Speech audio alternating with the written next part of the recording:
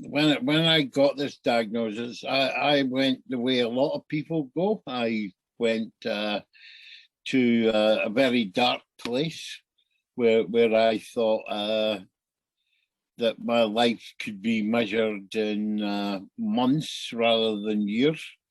And then I met some other people who were doing amazing things with their lives.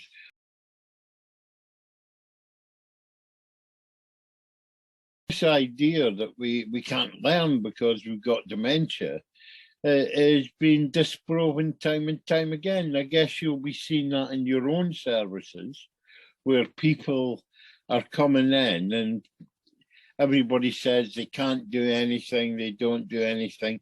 And the first thing you discover is nobody's asked them. Nobody's actually said to them, what do you want to do? What's happened generally is people have said, and even Karen was a bit guilty of this at first. When I first got told, Karen became quite overprotective. Now, I can understand why. I mean, I've managed to get myself lost a few times and things like that. But I'm a big boy, and and we're adults, and we don't lose our adulthood because we get dementia.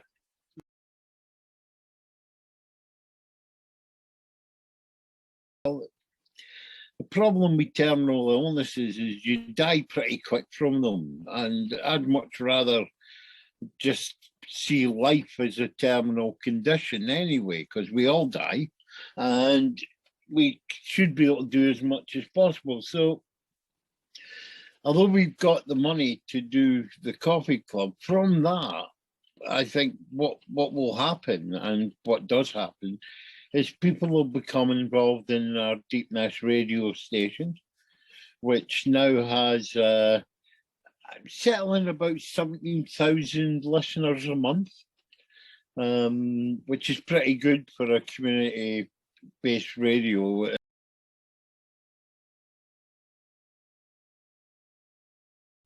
When people ask me what I did, I used to tell them I had dementia.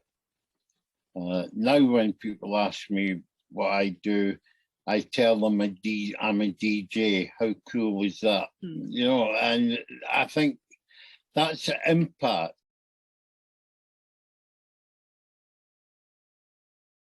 Peer support training.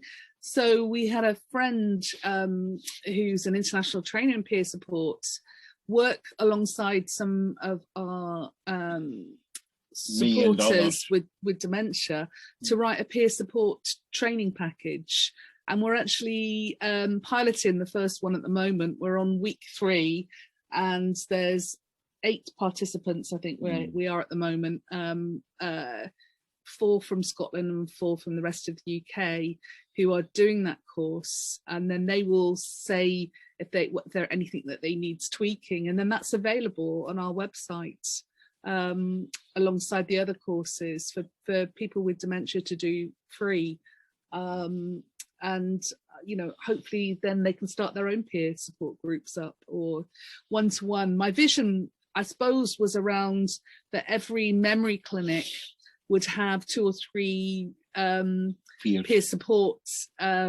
people that they could call on, who could meet with somebody newly diagnosed. Because again, from the 1 of 100 interviews, what we found is that most people that I've spoken to, I can only say 1 definitely said absolutely did he not think about this, but most people contemplated suicide in those first few months after being diagnosed, and that was because they felt there was no hope.